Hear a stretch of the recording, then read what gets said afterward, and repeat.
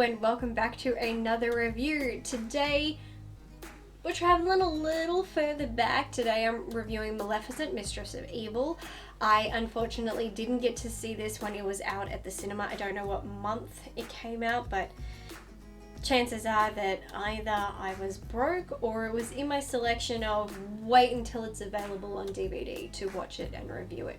May have been in that category. And I'm just getting around to doing the video, so I may as well stop yapping about that and start yapping about the actual movie, so let's get into it.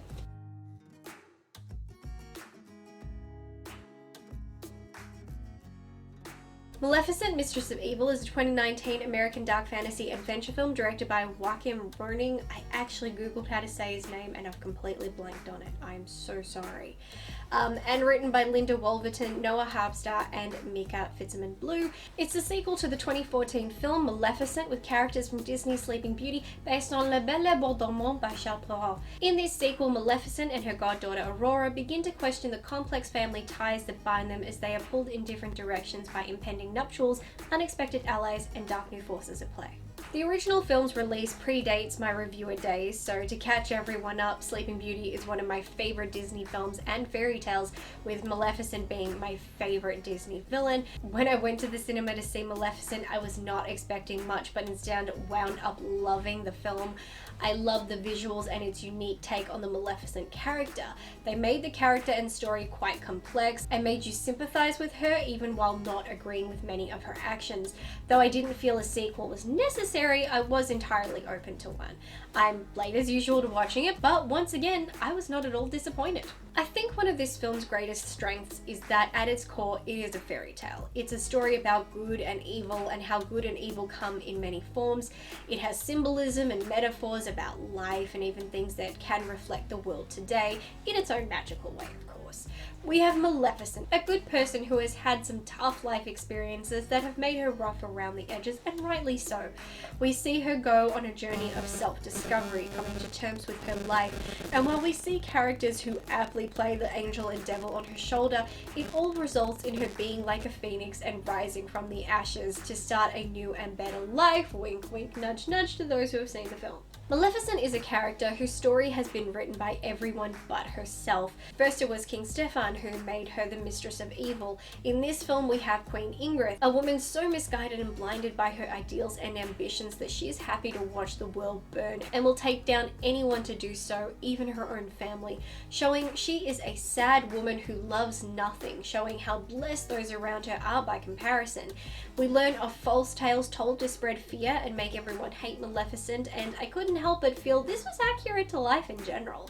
People spreading rumors, people believing stories without ever fact-checking, reputations and lives ruined by one person's lies. It's highly realistic.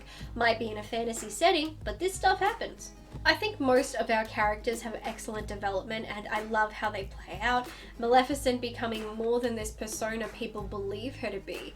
Aurora, an idealistic young girl with no real understanding of the world around her. Like any young girl, she makes mistakes, pretty big ones, but she learns and grows from them, and by making those mistakes, she can use that lesson to help others. Ingrid, of course, is a tale of power and corruption and the age-old fairy tale lesson that good will always triumph. I find it equally satisfying to think that all of this came about in a perfect setting. In-laws fighting over their children's nuptials. Now that is a tale as old as time. More than just in-laws, mother-in-laws, which have always been a cataclysmic force, and this film depicts that rather spectacularly in my opinion. We have new characters who are to a degree unimportant, but they do help guide the story forward and help our central characters reach the pinnacle of their journey, so either way I appreciate them. Without them, for example, we wouldn't get to learn more about Maleficent's origins, and I'm all for origins and mythology. It was a very unexpected approach to the Maleficent story, but I enjoyed it and I thought that it was a perfect choice as it allowed the lovely ending we got.